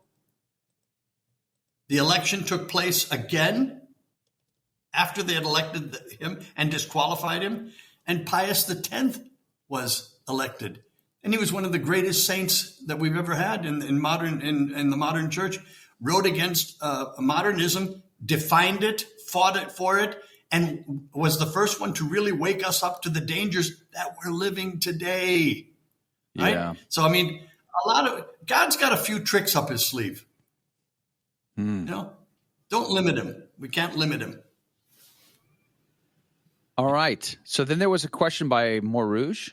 Yes. After this chastisement has passed and the church is reinvigorated, what measures can or should the church put into effect to prevent communist ideology from infecting it again? Is that to me? I believe so. Or unless Joe, you want to take it. No, let's let Father answer that one. Yes. No, let the Father have it. Yes. Let the Father have it. That's right, yeah. Right. I'll tell you what. As I mentioned before, the church was in a great state of chaos before that led up to the Protestant Reformation. And all of that together led up to the Council of Trent. I think all of this confusion, I really believe it, all of this confusion is going to lead up to some great, great teachings and clarity that's going to be put in place that obviously was not there because we're living it right now. We thought everything was orderly, but I guess it wasn't because we're living in chaos. Well, how did the chaos come about? Chaos came about because everything was not so established. The way things were done and the truth that was taught. There are ways around it. I think in the future, those ways around it, those loopholes are going to be closed. I think it's going to be a more compact, more understandable, and more appreciated faith and church. Yeah, I agree too. Thanks. Anyway. Tyrion, welcome to the team. He says, imagine in your heart and make it your heart prayer what it is like for Pope Francis to be a traditional pope. Pray with your heart and not with your head. Yeah, I pray for the Pope every single day. I also pray for the cardinals and the bishops and priests as well. We do it as a family every night after our Holy Rosary. And we pray for him because just imagine, Father Murr, you and I talked about this before.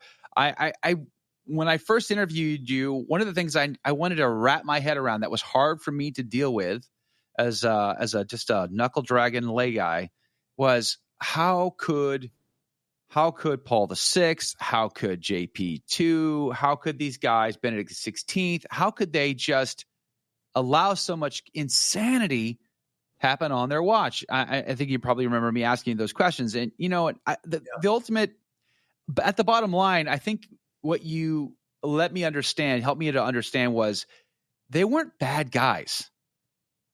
They were decent men. No, they just lacked courage.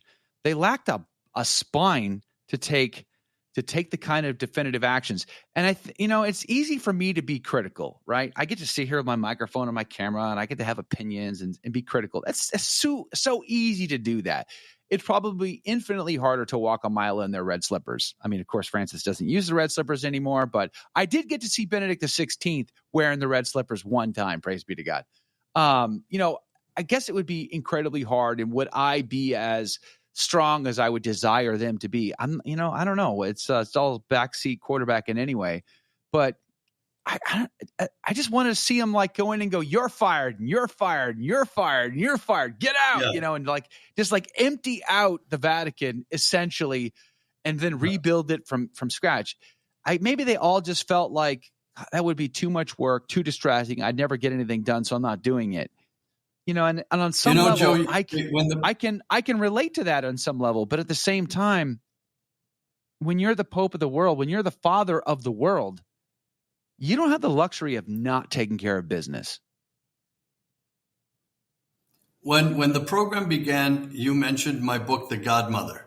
Right? One day we'll talk about it, but I just want to give you one quick story from it. And it was this. Mother Pasqualina told me about Pius XII. Pius XII, she was his secretary for 42 years. I said, she told me, Pius XII had the Second Vatican Council all programmed. We've got this idea of John the 23rd came and opened up the windows. We're going to have a council. No, Pius XII for 5 years had a planning committee for a Second Vatican Council.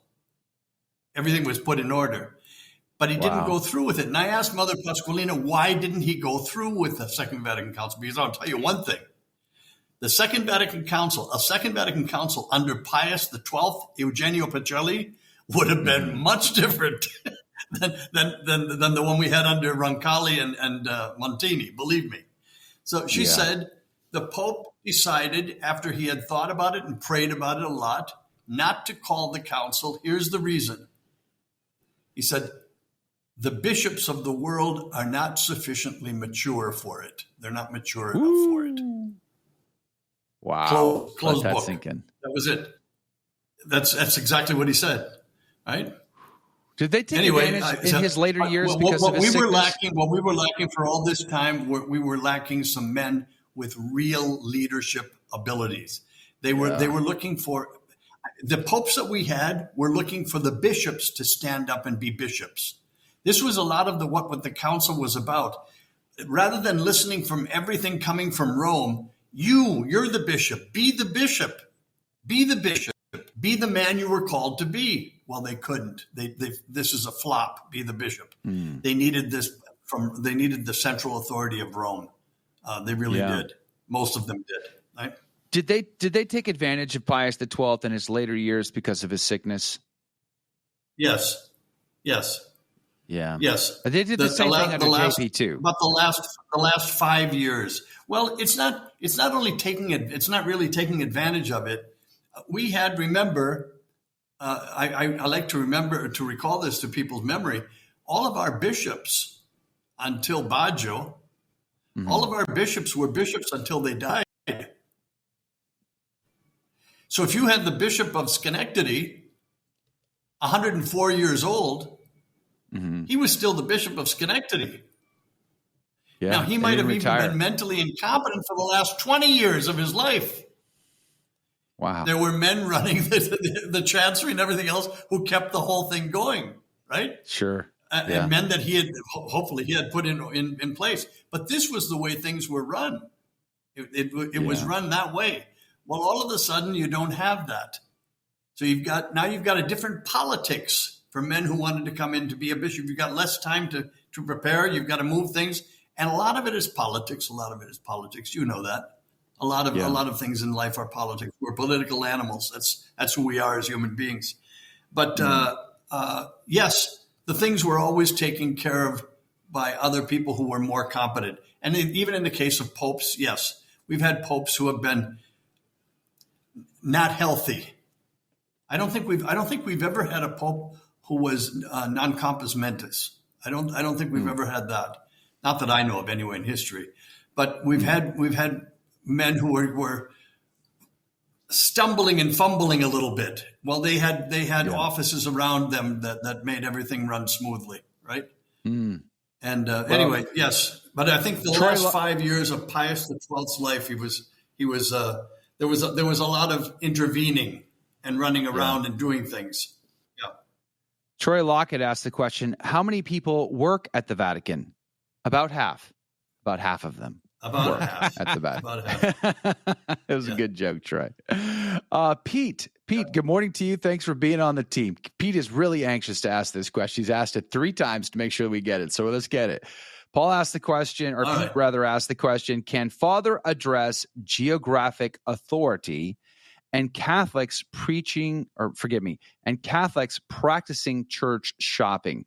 So I'm not sure what geographic authority specifically means, but church shopping for sure. Is it okay for Catholics to I guess I would be guilty of this. I skip about 4 or 5 churches on my drive to the parish that I go to. So what do you think about? I don't know. Maybe Pete can be clearer as to what he means by geographic. I think that's referring to the parishes. Yeah, your local parish, your local. Yeah, he's referring to parishes. I understand that. I understand the problem and the question and also the answer. I think it's a good answer. When you were born, where you were born determined your parish. And when you got married, the parish your wife belonged to determined where you were going to be married. Where you moved determined what parish you were in. There were boundaries. Well, things got so crazy with liturgical nonsense. So this is where I get a little bit frustrated with John Paul II. Because he could have done so much more. But when all of the liturgical nonsense started happening, rather than control that and say, stop, what he did was he said, all right, you can now choose your parish. So if you want to go past 4 parishes to get to the 5th parish that you like best, you can do that, and that's your parish. This is a new thing. I think it's about 25 years old. But it never existed before. There were territories and you were held to that territory. Now you can decide on your own. Well, that's wonderful, but look at the chaos it permits to happen in the other 4 parishes you have to go past to get to the 5th one, right? This reminds me of the real one of the underlying issues at Traditionis Custodes, right? Like if I had been planning this, if I was on that team and I wanted to suppress the traditional Latin Mass, or I wasn't happy that it was spreading or whatever, I think I would have, from a strategic standpoint, if I would have done the opposite, I would have mandated that every suburban parish priest had to say at least one traditional Latin Mass every single Sunday. I would have mandated it. And the reason why I would have done that, because if my strategy was to control and take people away from these traditional communities that I didn't like, I would have forced them into my suburban parishes, filling my parking lots and my offering basket every single Sunday.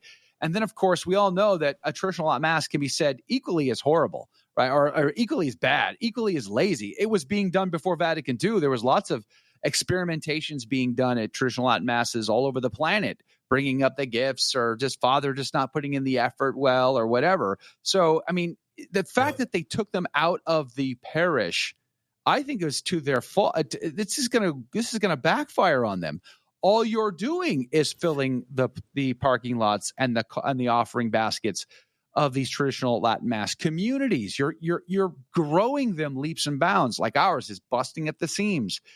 I would have done the opposite. Yes. It would have kept, because inherently there's a lot of Catholics, most Catholics, I argue, they would much rather just go 5 minutes down the road to the local parish rather than have to drive an hour to go to that traditional Latin Mass community. They would, and if they were given that option, they would certainly do that. They would certainly not drive that further, even if the one further says a more reverent Mass, or the community itself is more engaged, more interesting, or better in some way. They would simply just stay close and local because we're kind of lazy that way. So don't you see it? It seems bizarre to me from a strategic point of view that they seem to shoot themselves in the foot because they're only growing the traditional Latin Mass community now. Well, yes and no, because I think the traditional Latin Mass community is itself growing. You have to remember something, and I'm telling you the truth, and I'm telling you this as a priest. I believe this as a priest. From the time I turned 16,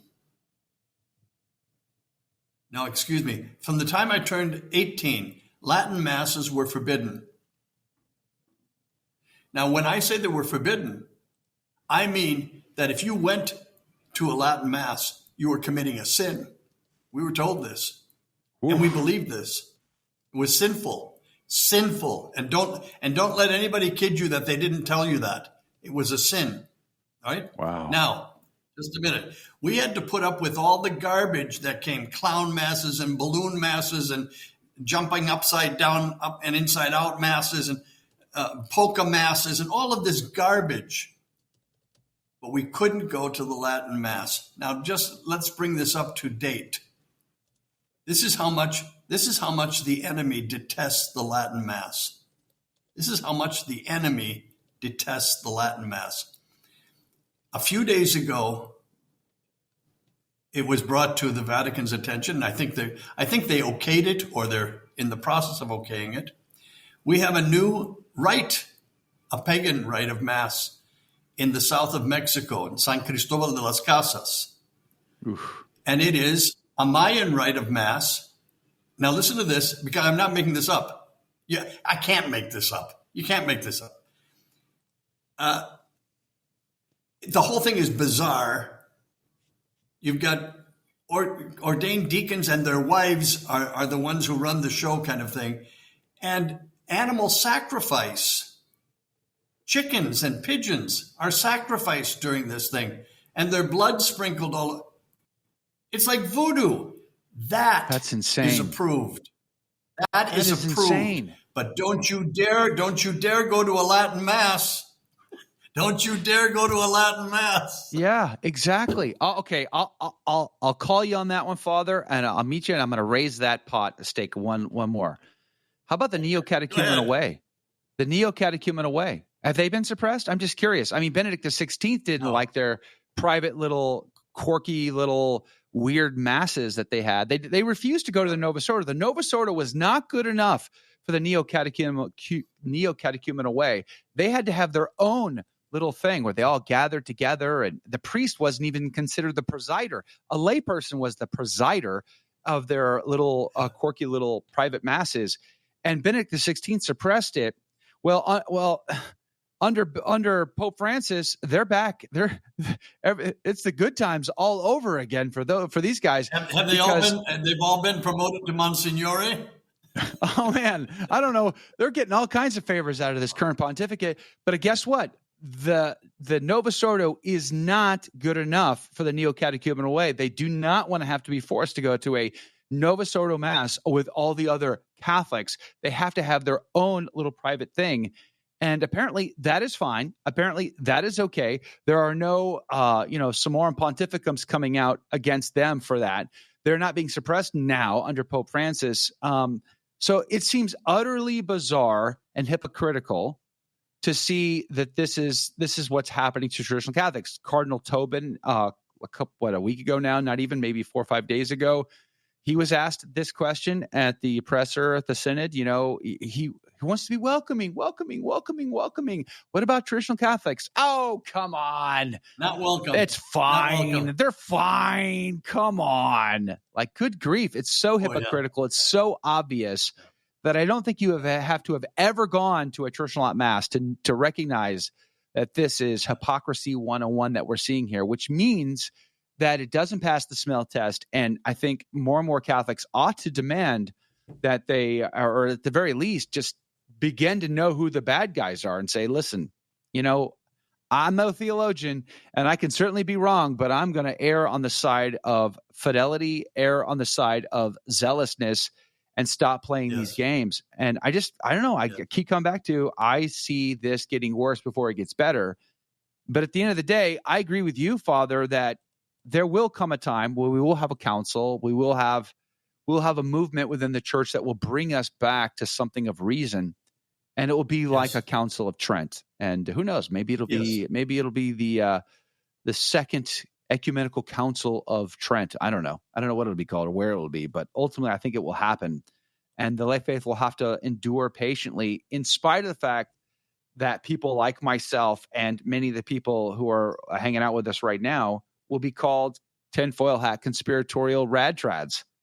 I mean, these are just words. They're just labels, but it is what it is. You just remind me of the specialness of the neo-catechumens. Yeah, they're very special Catholics. They don't go to the Novus Order. They're very special. You just reminded me. When we were kids at First Communion time, we would get a card to put into our wallet, and you carried it wherever you went. We had it in high school. We had it in college. It said, "I am a Catholic. In case of an emergency, call a priest." I have one in my wallet. That in your wallet. I have one right now in my wallet. Same here. Well, they had the joke of the Kennedys. There were a special edition that Cardinal Cushing made for the Kennedy family. It said, "I am a Kennedy. I'm a special Catholic. In case of an emergency, call a bishop." That's right. Yeah. Oh, that's hilarious. Well, we're running out of time here with Father Charles Murr. I'm loving the conversations that I'm seeing here. Bridget Dunn, good morning to you. That's why we're going to the SSPX chapel. Did you see Bridget Dunn recently? The SSPX bishop saying confirmations in a Nova Soto parish with permission from the local bishop, and from what I've been told, with permission from the Vatican as well. Again, it's like mixed signals.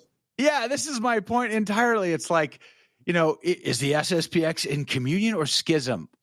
Depends on who you ask. Keep them guessing. Like, which bishop do you want to listen to? I don't know. I mean, the Vatican could clear this up in a single statement right now. I mean, the Pope from his balcony on a Wednesday could just get rid of all of this immediately. But no, it continues to be a mixed bag, mixed signal thing. But clearly, what does it say that they are saying confirmations with the permission of the local ordinary and apparently the Vatican too? So, I mean, that obviously has a meaning to it. Like there's a conclusion there that we should all come to. You don't have to be a Thomistic philosopher coming out of the hallowed halls of Notre Dame in order to come to that conclusion. But here we are left with more vagueness, more ambiguity, more confusion. And I don't go to the SSPX, so just so you know.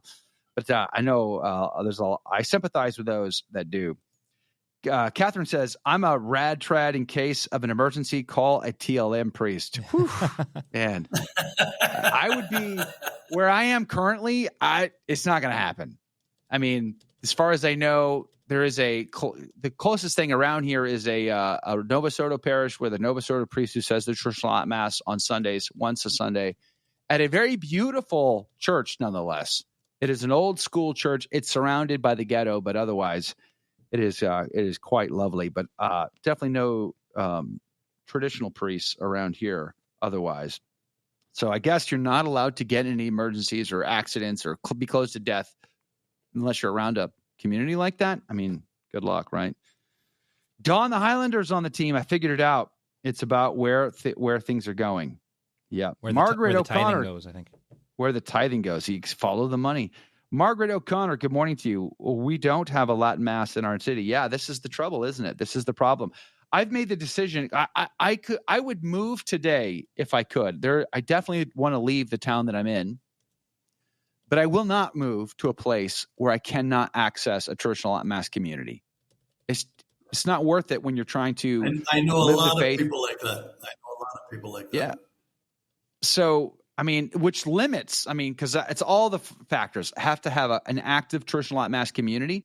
I need like-minded Catholics who I want to hang out with on Sundays, and then during the week, because it's honestly, what is the attraction? It is more than the church and mass. It is more than the 62 Missal or whatever. It's the entire breadth and width of exactly. the traditions of the church, lived in family life, lived in community. It's the festivals, it's the processions, it's the devotions, it's the it's the whole package. It's not just the fact that you went to a TLM on a Sunday. That's one component of it, of course, but it's not the whole thing. It's Maria von Trapp. You're looking for that kind of experience for yourself, for your family, for your kids. And I'm not willing to go back now. I'm just not willing to go back to that suburban parish. Just not willing to do that. Then of course you have to live in a place where you can raise your kids. Is it a state that's going to let you do that? Or are they going to ramrod down that progressive agenda? So all of those factors make it very limited as to where I could move to. But nonetheless, that's the sacrifice. So that's what you do. I guess California is off your chart, right? It is. Not high on the list. It is. It's just. It is. It's interesting because when you look at you've been all over the world, Father, and so I'm the kind of guy who loves beauty. Like I'm in Alabama right now at a Catholic radio conference. Alabama is an incredibly beautiful state. Terrible tornadoes, but really beautiful state. The rolling hills is just so gorgeous. I driving up to the shrine of Mother Angelica yesterday. I took the back roads. Windy, curvy roads through rolling hills and beautiful scenery. It's just, I love that stuff. And when you've been to places that are inspiring and beautiful. Red dirt, no? Yes, of course. California is a beautiful state run by insane people. Yeah, it is not family friendly. It is anti-family. It is anti-life. It is anti-God. I'm sorry, but when you're raising kids, I'm not going to raise my kids there. It's you got to go where you can raise your family well and give your kids the best chance to become incredible human beings as adults. But further, more and more to the point, they have to become saints. And I think of places like Alaska, Maine, Massachusetts, Vermont, New York. These are beautiful places on planet Earth. And they almost always rank the lowest when the United States are ranked by order of religiousness. And there's a couple of factors: how often to go to church, how often they pray, those kinds of things. Always Alaska, Massachusetts, Maine, Vermont, New York, bottom of the list. Always the least religious places in the United States. What's on the top of that list? Alabama. Alabama's almost always at the top of that list. Texas, of all places, is mid-grade at best. So when we think of places that we think should be conservative or great, they usually aren't as great as we think they are. California, beautiful state, Big Sur, how wonderful and glorious, but bottom of the barrel. Yeah. So it's a tragedy to see such beauty wasted upon the secular, who will not give God what is owed to him. But when I go to places that are just epic and beautiful and amazing, I can't help but give God praise for such grandeur and for such beauty. How do you see That's what it's about? That's vastness of Alaska, right? And not praise God? I don't know, but Alaska is filled with people who struggle with God, and statistically speaking, they also have high rates of alcoholism, high rates of suicide as well. And there's just a sense of they don't need anybody; they can do it all on their own, which isn't helpful to them in the long run. So it's a symptom of a greater problem on planet Earth. But I bet it's the same almost anywhere you go. Spain. I've never been to Spain. I've been to Europe. Obviously, I lived in Europe for a while. I've never been to Spain. I have to imagine it's epic and gorgeous and beautiful and amazing. And yet Spain is everywhere I've lived, seriously, has its own beauty. Has its own beauty. Sometimes it takes you a long time to come to see it. Okay, but it's there. Yeah, I agree. And every place that I've been has had marvelous people that I've found, and some real sons of guns. You know, bad people too.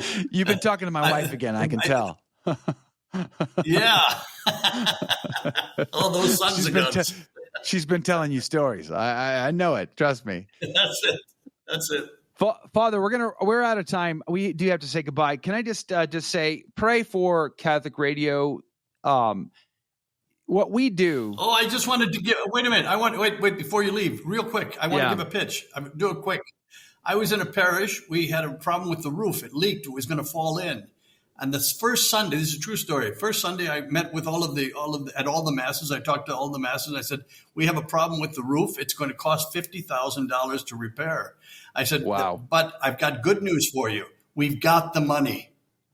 Oh, I heard this sigh. Oh, isn't that wonderful? I said, here's the problem. It's in your pockets. That's right. And I've got to get it out. Right? Yes. Now, yay and amen. I'm talking not to you, Joe. I'm talking to your listeners. Last week or so, you were on a campaign for raising funds. Yeah. I would ask people to stop and consider making a donation to this program. It's a good program. It's broadcasting the truth. You've got people who are dedicated and to you getting the truth. Be generous. Amen. Be part of the solution. Okay? Thank you, Father. God bless, Joe. We'll talk to you next time. God bless you, Father. Thank you, Father. God bless you. Have a great day. I just wanted to say, and I'm so grateful because that really does tie into what I wanted to say as we say goodbye here. And that is what we do at the Station of the Cross. Can I just tell you, it is utterly unique in the world of Catholic radio. I'm telling you, nobody is doing the kind of stuff we're doing here at the Station of the Cross. Literally no one. It is unique. We need your support because the pressure against us is heavy. The go along to get along is sort of the norm, and that's not what we're doing. But I can also tell you that we're looking at a shortfall financially for this year. So the cost to do what we do, it's not inexpensive, and we have not yet raised what we need to just carry on our mission, let alone grow and to expand in all the things that we're doing. And I'm not exaggerating when I say we need your financial support. Please donate. StationofCross.com. God love you.